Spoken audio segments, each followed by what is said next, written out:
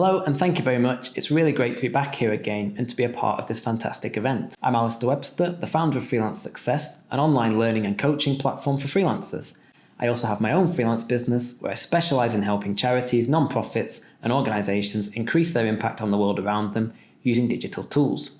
Today I want to talk to you about how you can take your freelance business to the next level and inject an extra dose of meaning and purpose into what you do. Whether you're just getting started or you've been freelancing for a while, I'm going to tell you about some ideas that really changed the trajectory of my own career and which helped me to find an all-important sense of mission for my work. Please feel free to pop any questions in the chat and I'll be sure to answer them once I've finished my presentation. As freelancers, we all like the thought of being able to wake up each day and do work that is going to make the world a better place. Maybe this is work that has a positive impact, or simply something that we're good at and enjoy doing. We've all heard the advice, find what you love and you'll never work another day in your life, which sounds amazing, but just how practical is that for the average freelancer who also has to pay the bills and keep the lights on? At a time when every news bulletin is talking of a growing list of crises and problems coming down the track, how easy is it really to drop everything and go all in on finding the kind of fulfilling, wholesome work that everybody else is also seeking? The stark reality is that for many of us, we have no choice but to do work that just doesn't feel all that meaningful. Sometimes we just need to make ends meet and swallow our medicine. And there really shouldn't be any shame in that. When we start to talk about topics like purpose and meaning in our work, it's very easy to slip into guilt-tripping people who are just doing what they need to do to make ends meet. So today I want to talk about how you can inject meaning into even the most mundane, uncreative and boring freelance work. I want to explain how it can totally revolutionize your approach and how you think about your freelance business. First of all, let's look at why you would even feel the need to think about doing good with your freelancing. In my experience, most freelancers are independent thinkers, creative people who enjoy working on problems and engaging with the world around them. For this reason, we tend to be quite socially engaged and the kind of people who think about the problems of the world maybe a little bit more than the average Joe. We realise that we have a bit more leverage to work with and a bit more freedom in the work that we take on, and so we think we have more responsibility to think about the impact that we're having or not having on the things that matter to us. So I'm certainly not here to say you have to stop doing all your client work and start working on the world's most important problems. I know for a fact that the majority of freelancers do think about this kind of thing, however, and are interested in seeing if they can build a business that has a positive impact while also earning enough money to live on. The good news is there's never been a better time to change the world than right now. Your career is the most important and influential project you will ever work on. You're going to pump endless hours and endless amounts of emotion and energy into it. Whether you're freelancing or working in traditional employment, it's going to be the assignment of your life. As freelancers, the good news is we are uniquely placed to steer our work into the areas that we want to impact. Now, many freelancers are happy simply doing work that they enjoy, but there is a genuine opportunity here to use your career to leave the world a slightly better place, if you want to. A lot of us kind of drift through our careers a little bit aimlessly, especially as freelancers, where it's very easy to get stuck into a cycle, working with the same clients and working on the same kinds of projects. But the truth is, your career is your biggest leverage when it comes to making a positive difference. But freelancing can be perilous at the best of times. We all know about feast and famine, so how can you start to approach the idea of using your freelance career for good? Then it's worth looking at the work that you're currently doing and making a plan to find more of the work that you would like to do. In last year's talk at this event, I shared one of my favourite frameworks for freelancers, a Japanese idea called Ikigai. This is basically all about finding the overlap between what you're good at, what the world needs, and what is going to make you money. The point is, if you're good at something, but nobody's going to pay you for it, it might not be the best idea to pursue it. Equally, if it's a meaningful project, but you're not very good at it, again, it might not be the one. Ikigai is a great guide and a great compass for moving towards the kind of work that you should be doing. But I'm well aware that it isn't always necessarily practical or easy to actually follow up on this. Chances are you're going to have to compromise somewhere along the lines to pay the bills. I really like how Stefano Scorsese, an Italian creative director, puts it. He basically says that we have 3 bank accounts: a money account, a time account, and a values account. On some projects, you might top up the balance in your monetary account, but take a withdrawal from your value account. Maybe it's working on something that you have no interest in, but it pays well. On the other hand, you might get approached to work with a small charity in a sector that you're really passionate about, but they can't afford to pay you very much. In this case, you're not going to be making a big monetary deposit, but you'll be topping up your values account. This idea is useful because we need to balance having an impact with building a career that earns us enough money to live on.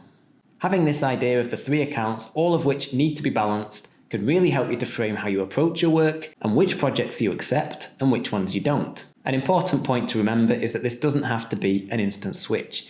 You don't have to fire all your clients and go after your dream work immediately. It can be a journey, but being intentional and thinking about it all now is likely to really help you. I would like to highlight an important point here though. We tend to attract more of the work that we are currently doing. This is usually because clients recommend us based on this work, or because our portfolios are full of similar kinds of work to what we're currently doing. The danger here is that this can lead to a negative cycle where you attract similar unsuitable clients and unsuitable projects. So it is important to push for the change that you want, or you can find yourself getting stuck in the current. So let's say that you're sold on the idea that you can have a positive impact with your freelancing, and you want to shift to using your career to doing more good where you can. The first step is to actually think about what you specifically care about. Think deeply here.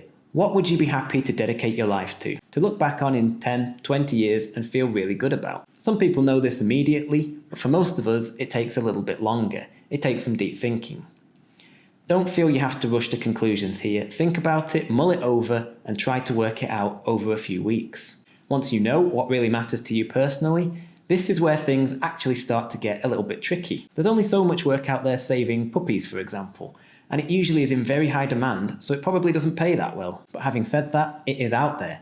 Different people care about all kinds of different things. Maybe you have a passion for saving dolphins, climate change, or getting more young people playing tennis. Whatever it is, look into the opportunities that are available for what you're interested in. Look for a niche that aligns with your values so you can really start to narrow down the competition. Just like with any freelancing niche, this is the way to become a big fish in a smaller pond. Once you've done this, your work hunting and your outreach is going to be so much clearer and so much easier. You can approach specific organizations working on the problems that you care about and start to get yourself known. So make a list of organizations working on problems that you care about or passions that you have and start to introduce yourself, start to get on their radars. You'll also find some fantastic freelance job boards dedicated to meaningful work. You can see some of my favourites on screen and I'll share the links in the comments. And this is where a lot of career advice about finding meaningful work ends. But the harsh truth is sometimes it's simply not viable to only work on projects that make you feel good and which have an impact on the world. So then what? Are you doomed to churning out meaningless work that benefits nobody except a greedy client's bank balance for the rest of your life? Before I answer that, I want to make the case that even if you are able to work on a problem that you are passionate about, you might not actually be best placed to do that. This sounds a bit odd, so bear with me. But as I've said, charity jobs and work on popular causes is often in really high demand.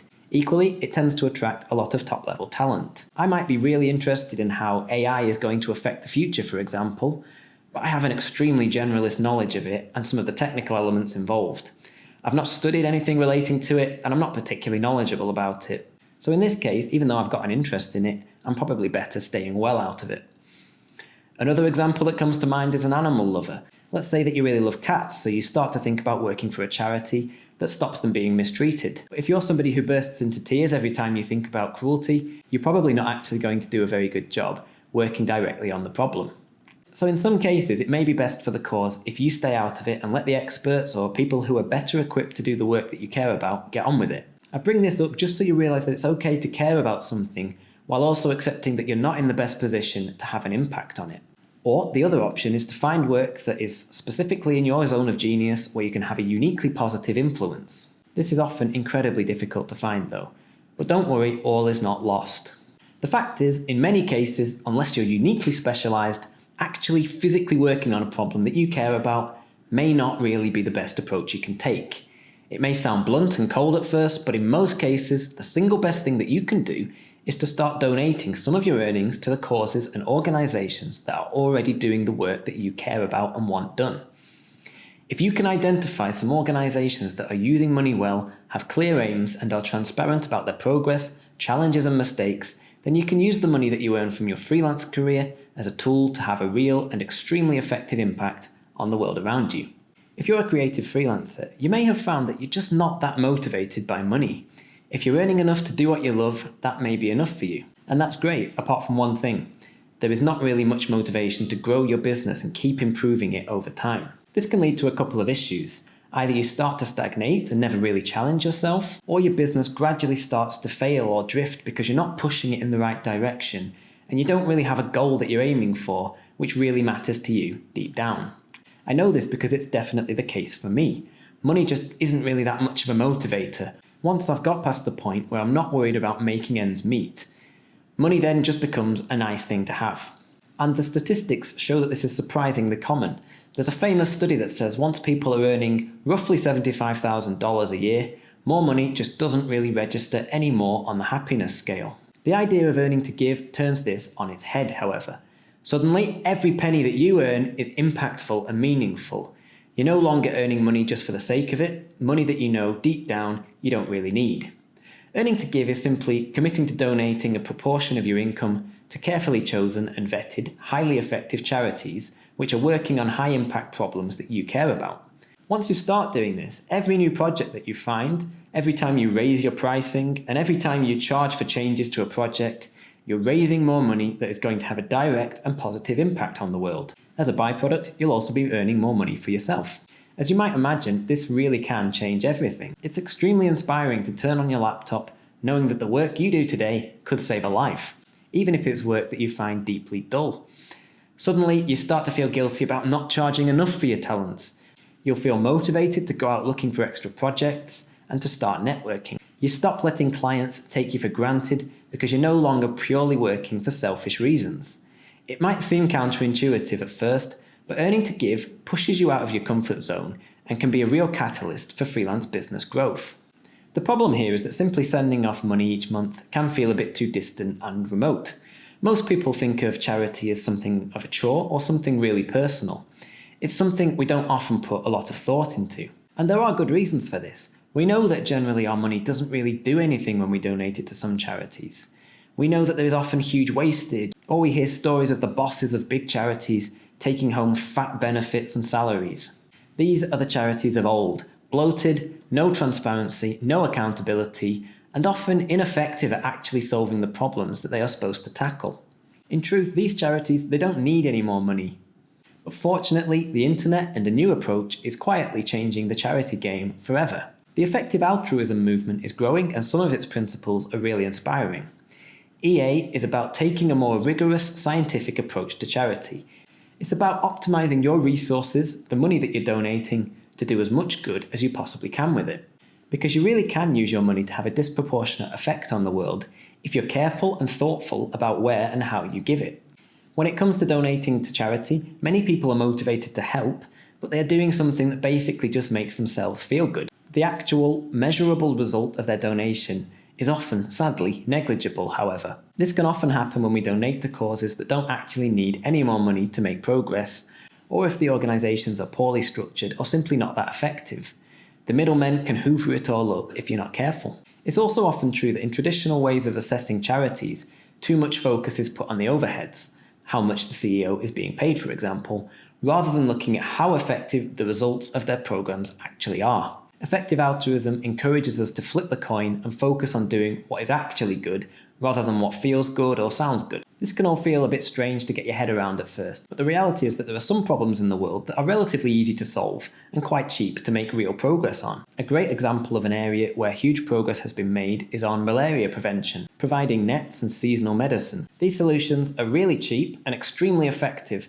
In many ways, this is about finding the low-hanging fruit. It's the 80-20 rule that us productive freelancers love. Finding the areas where you can have the biggest impact and then going big on them to create a disproportionate result. By approaching a donation this way, you can do 10 times, 100 times, even 1,000 times more good than simply whizzing off a donation to the first big charity that pops into your head. So how does this all relate to you and your freelancing? Well, here is one of the simplest and one of the biggest differences you can make to the world. Probably a bigger difference than dedicating your life to a cause or only taking on work that aligns with your impact. It's this: making a simple commitment to donating 10% of your freelance earnings to charity. Again, to some people this might seem like a bit of a cop-out, almost like outsourcing your responsibility to do good. But charity and philanthropy is actually one of the areas where it can be really beneficial to take a step back and just remove emotions from the equation. We tend to support charities and causes that have a personal meaning to us, and there's absolutely nothing wrong with that, of course, But there is also a very strong case for being a bit more rigorous about how we approach our giving. Take this example. Imagine you were a doctor. You'd probably feel like your career was pretty meaningful and fulfilling. You'd be right to. Research on non-trivial estimates that a doctor will save 20 extra lives over the course of their career. Pretty good, right? The crazy thing is that the research shows that an engineer who's earning $163,000 a year, who chooses to donate 10% of their income to the highest impact causes, can actually directly save 10 times more lives over the course of their career than an actual bona fide doctor. By choosing to donate the money to the right causes which need that money, have effective uses for it, and have a gap in their funding, you can do remarkable things. This stuff really takes some thinking about, but it is a wake-up call that your money can have such a massive, real impact on the world around us. Even if you're not donating anywhere near as much as that, you can still make real waves. So the simplest way to make this kind of impact and wake up every day for work, knowing that you're going to be making a difference whenever you open up your laptop to get started on some client work, is to simply take the pledge from a website called Giving What We Can. This organisation encourages people to make a simple public commitment to give 10% of your income to effective charities. If you sign up, not only will you do a lot of good along the way, you'll also be simplifying and optimizing things. We wouldn't be freelancers if we didn't like optimizing things and automating where we can. 10% seems like a reasonable figure, which isn't going to have a huge impact on your lifestyle. A lot of religions also landed on the 10% figure over the years, and it seems like a good compromise between living a comfortable, happy life of freedom while also having a major positive impact on the world. There are other ways you could do this, of course. Some people choose to donate everything they earn after a certain threshold. I believe Will MacAskill, the founder of the Effective Altruism Movement, donates everything he earns above £27,000, for example. You also don't have to do this publicly, but there are some serious benefits to doing so. The main one is that you'll be held accountable. Accountability is one of the most powerful forces that there is.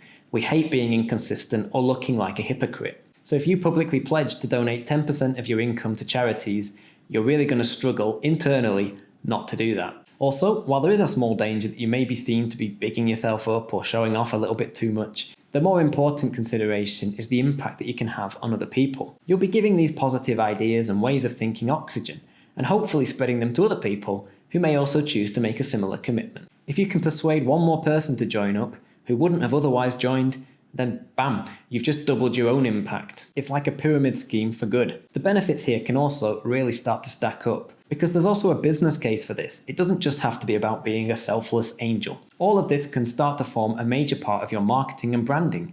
Simply adding a note to your email signature, proposals and invoices that 10% of your earnings will be going to charity can have a really big influence when it comes to negotiations and landing new and ongoing projects. I would even go as far as saying it makes you much more likely to win your projects too, because clients feel that they are also helping, and they feel good about working with you, knowing that some of the budget will be used in this way. This makes them feel good about themselves. It's also a clear display that you have good values, and it allows your clients to feel good about themselves too when they're paying your invoices. So don't be shy about promoting the fact that you've taken the pledge. This advice might sound a little underwhelming at first, but we often underestimate just how fortunate we are. Now don't get me wrong, times are tough at the moment for many people. Here in the UK, for example, there are constant warnings about the cost of living crisis. Everything's definitely getting more expensive. But it can be a good reminder that if you're earning more than $10,000 a year, you are one of the richest people ever to have lived. According to Giving What We Can, if you're earning $20,000 a year, you are in the top 10% of global earners in the world. The average US worker is in the top 3%. While in comparison with others around you, you may not feel all that loaded, but the chances are that historically, and in comparison with the majority of the world's global population, you are actually in a supremely lucky position. We have so much leverage because of this, and this shift in thinking can be the trigger that we need to move our careers more towards a perspective of giving and helping other people. We can use some of our money to do immense good and to have a real impact. And the secret benefit is that it can all be hugely beneficial for our own freelance businesses too. Sounds like a lot of work finding out where to send your hard-earned money. Fortunately, websites and organisations like GiveWell have done all the hard work for us.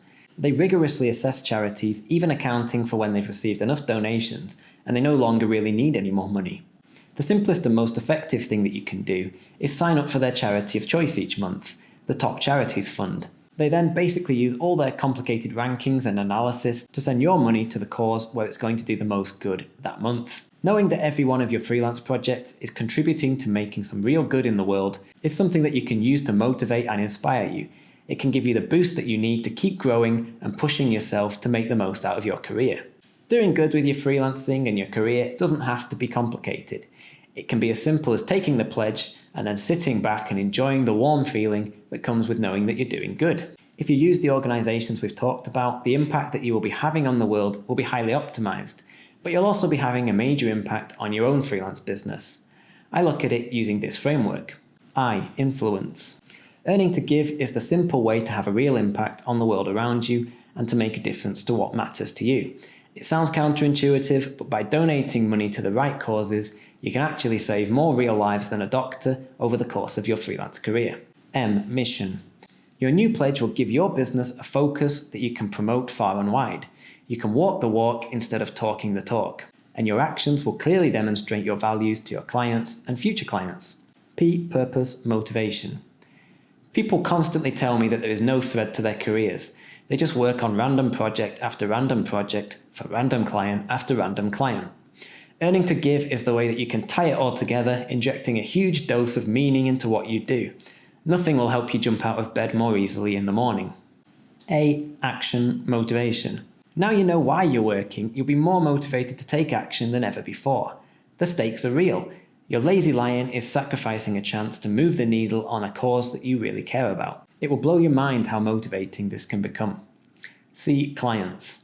We all want to be good people and do good in the world. By showcasing your values in this way, you can attract more like-minded clients and even charge more. People like people who are taking a stand and doing good deeds, people who inspire them, and you'll find more clients want to work with you as a result of showcasing your values in this clear and transparent way. T, talent. Instead of having to give up on work that you're good at, but which is not directly meaningful and purpose-driven, this way you can do what you do best and enjoy doing it without feeling guilty or like it doesn't have any meaning. Maybe you're good at rebranding banks, setting up payroll systems, or editing videos for annoying YouTubers. The tasks themselves no longer have to be inherently meaningful and inspiring. You just need them to be enjoyable and to earn you money. So take a sigh of relief and get on with doing what you do best. I hope you can see that there is real value in A, thinking more critically about our impact on the world and the causes that we care about, and B, how we can use our careers to optimize our impact. These ideas have really changed how I think about my work and where meaning can be found when it comes to careers. I believe all humans and freelancers need a sense of purpose and mission, and getting the most bang for your buck when it comes to helping others is one heck of a mission to get out of bed for. Taking the pledge is a great way to publicly commit to doing good with your career. It's not legally binding or anything like that, but putting it out into the world means you're very likely to stick with it. I do some accountability coaching with freelancers, and it's ridiculously simple and ludicrously effective. They will give me their 3 main goals for the week. I then ask them about it the next week, and 95% of the time they've ticked off all their goals just because their brains can't face the mild embarrassment of not having done what they said they would do. This works exactly the same way. By committing to donating, you'll stick with it whether you want to or not. If you're interested in finding out more about any of this, I really recommend doing some research into effective altruism. There's a huge rabbit hole to go down there. Also, there's tons of great resources which go much deeper on the topics that we've talked about here, which I'll link to below. Thank you very much for listening and being a part of this event, and I wish you the very best with doing more good with your freelance career. You can find me on freelancesuccess.co.uk or LinkedIn, and you can also connect with me on the event platform. Thanks again for listening and enjoy the rest of the event.